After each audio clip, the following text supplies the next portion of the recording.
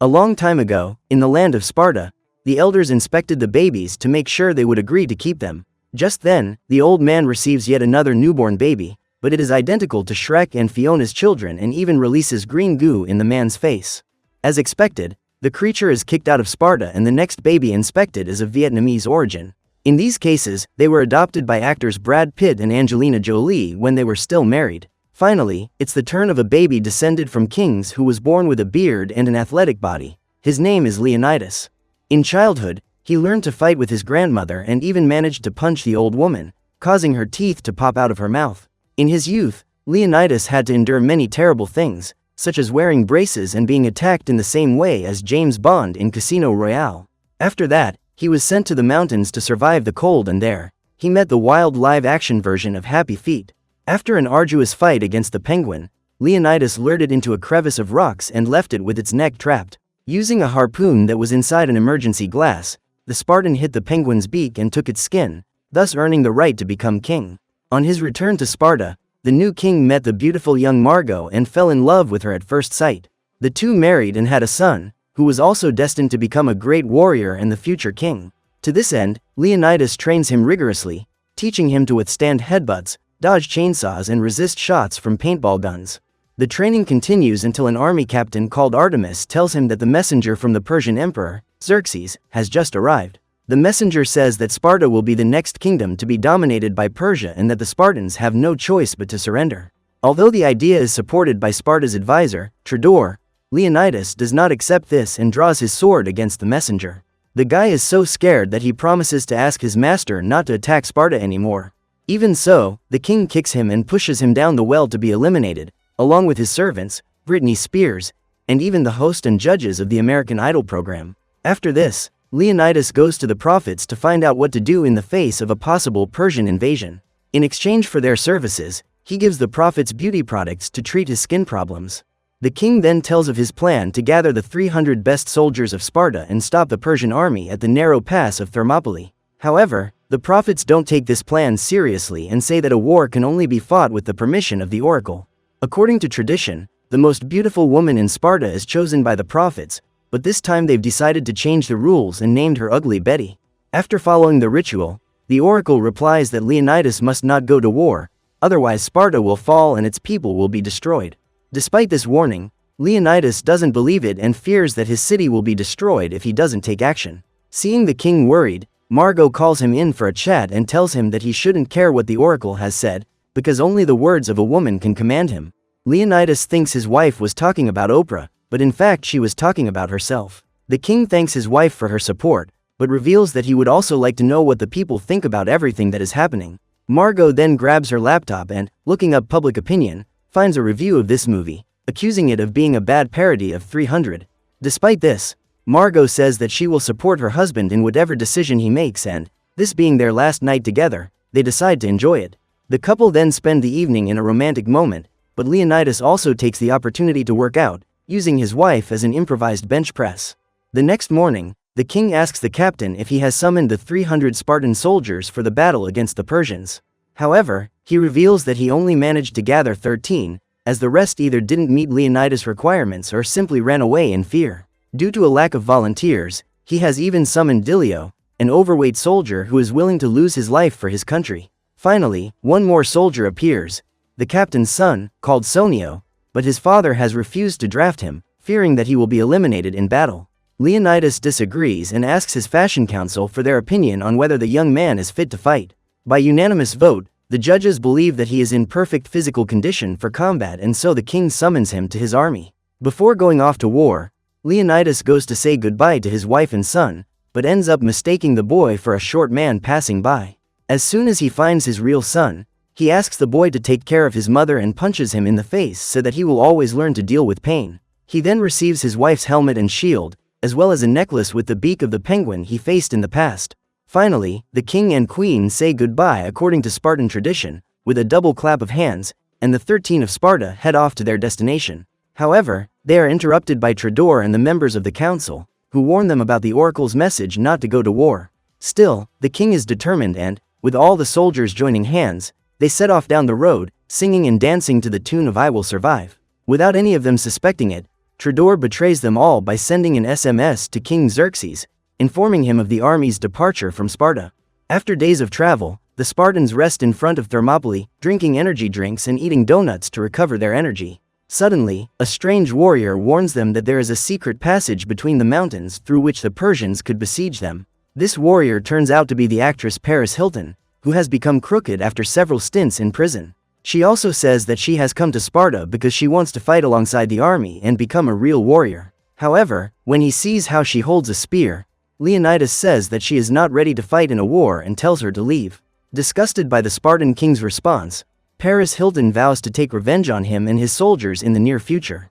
After hours of waiting, King Xerxes finally sends the first wave of soldiers to face the army of Sparta. At their side is his emissary who, armed with a whip, orders Leonidas and his men to surrender or they will all be destroyed.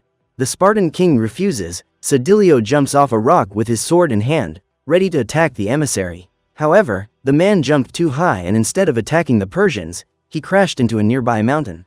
With no intention of negotiating with the enemy, the Spartans start the battle, but instead of fighting, they challenge them in a dance contest. Despite the synchronized steps of their rivals, the Persians are not intimidated and also show that they dominate the dance floor. The dispute gets serious and the emissary turns on his iPod, which contains a mix of electronic music chosen by Xerxes himself. Then the Spartan and Persian armies continue their fierce dance clash and even the emissary enters the fray, using roller skates to perform impossible acrobatics. The Spartans insist, performing a break dance moves and stylish poses to attract the public's attention. Finally, Leonidas himself ends the contest with an upside-down maneuver, where he slides across the dance floor using his arms. The technique works for a moment, but he ends up overdoing it and almost suffers a serious injury. At the end of the contest, the dance judges vote for their favorites and the Spartans win the match with perfect scores. The first day of the war ends with the victory of Leonidas and his men, who push the Persians and the emissary off a huge cliff. As a reward for their victory, the Spartans celebrate by drinking a lot. Meanwhile, in Sparta, Queen Margot is having her beauty treatment when she receives a message from her advisor, Lelisto. He warns her that if Leonidas' army is defeated, Margot will lose her throne and all her perks, such as her fortune, her Nintendo Wii and her private gardener. Faced with all this risk, the queen promises to help her husband in any way necessary and asks Lelisto to arrange a meeting with the council. He obeys her orders, but warns Margot that in order to get a favorable vote, she will need Tredoro's help. Back at the Thermopylae, Dilio warns the king that Xerxes is approaching. But instead of Rodrigo Santoro, the Persian king is played by the same actor who fought Borat in the luxury hotel. Filled with gold, jewels and piercings all over his body, Xerxes demonstrates his authority by descending from the throne with his men as stepping stones. However, some of them end up arriving late and the man falls flat on his face. As punishment, he pulls out his golden pistol and shoots them, without showing any remorse. However, despite his frightening manner, King Xerxes says he doesn't want to cause chaos and is willing to negotiate peace terms. He gives Leonidas the choice of opening a secret suitcase or accepting his banker's offer of an all-expenses-paid trip to Las Vegas. The only thing he has to do is press the red button on the table, handing over the rule of Sparta to Persia. The king is doubtful, but his soldiers insist that he accept the proposal. However, even though he is tempted to go ahead with the deal, Leonidas refuses for the sake of Sparta's freedom. Xerxes is furious at this response and promises that, as well as destroying the king and his army, he will also remove their names from the history books. In response, Leonidas says that it won't do any good, as he can't read. The negotiations didn't go as planned and the next day the Persian king sends his best warriors to face the Spartan army. This time, the battle will be one of jokes, where the one who mocks the other's mother in the most absurd way wins the match. The first fight is won by the captain with ease and next on the list is Dilio. He faces a young rapper and, even though she makes fun of his mother because of her looks, the Spartan is undeterred and gives it back. The rapper loses patience and punches him with her hand full of metal rings, leaving Dilio unable to see. Finally, Leonidas' turn comes and he is forced to listen to a young man in a cap saying that his mother emits all the greenhouse gases on Earth. The king makes fun and says that the boy's mother looks like Chewbacca from Star Wars. This joke is too much even for them and the Spartans win yet another battle, making King Xerxes even angrier. When night falls, Queen Margot summons Tredoro to a private meeting because she needs his help with the council. Willing to do anything for her husband, she tries to win over the man who, without hesitation, betrays the king himself in order to be with his wife. Also willing to betray King Leonidas is Paris Hilton, who goes to Xerxes' camp to propose a deal. In exchange for information that could help him win the battle, the king promises to give the actress everything she wants. With this tempting offer, Paris Hilton demands that her criminal record be erased, a Chanel purse and that her hump be removed. The king offers her all this and more, and the actress reveals the secret passage in Thermopylae. Meanwhile, the Spartans are preparing for the next day of battle, sharpening their spears, ironing their cloaks and drinking ice cream. However, Sonio comes riding back to the hideout and warns them that Xerxes is approaching through the secret passage. Seeing that they will soon be ambushed by the enemy, the king goes to see Dilio to give him an important mission. However, because of the blow he took from the rapper, the soldier lost his eyes, just like the boy in the movie Hungry Eyes. Nevertheless, Dilio says he is ready for battle and tries to prove it by throwing punches in the air, but ends up hitting one of his colleagues in the face. Leonidas then calls him to walk together and talks about his new mission, while Dilio accidentally hits the soldiers with his spear. The king asks him to return to Sparta and tell everyone the story of how 13 Spartans faced the numerous Persian army. He wishes the soldier good luck, who promises to obey his order, but as he is blind, he doesn't see the rock in front of him and runs into it. Seconds later, the Persian army begins to surround the back of the mountain and Xerxes appears at the front, offering Leonidas one last deal. If he doesn't kneel before the Persian king, his entire army will be destroyed right now. The Spartan king refuses once again, and even though Xerxes asks politely, nothing will change his answer. The Persian king regrets his decision and notices that Leonidas' sandals are untied, so the man kneels down to fix the laces. Xerxes considers that the Spartan king has finally knelt before him and declares the battle over. However, Leonidas accuses him of cheating, and the Persian king, no longer patient, orders his army to end the conflict once and for all. His men obey and bring up a blue screen which, thanks to computer graphics, manages to create a gigantic army of CGI soldiers. At the same time, in Sparta, the council begins, with everyone admiring the beauty of Queen Margot, who has just arrived for the meeting. She explains the need to summon the Spartan army, as her husband needs help in the fight against the Persians. But, contrary to what she thought, Tredor betrays her in front of the whole council and tells everyone about their romantic evening. The queen's fury exceeds all limits and she is taken over by the symbiote, just as Peter Parker was in Spider-Man 3. She sets out to confront Tredoro, but his body is made of sand and her blows do no damage. Nevertheless, the queen jumps towards him and falls on the man with her body, causing him to dissolve into a pile of sand. Shortly afterwards, the guy manages to regenerate his body, so the queen pulls out her secret weapon, a vacuum cleaner. With it, Margot absorbs the advisor, leaving only his cell phone with messages sent to Xerxes. Seeing that Tredor was a traitor, the council votes in favor of sending more Spartan soldiers to help the king in the final battle. They need to be quick, because at that moment, Leonidas and his 13 men are surrounded by dozens of Persian soldiers.